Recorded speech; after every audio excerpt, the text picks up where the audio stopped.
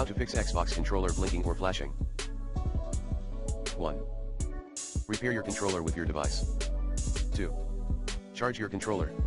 3. Connect your controller with a USB cable.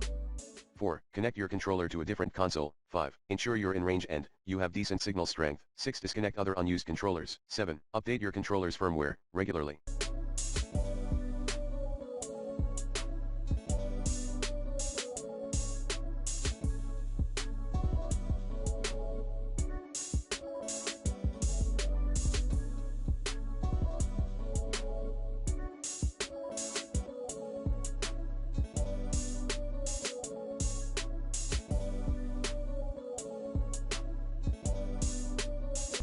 Contact Xbox support.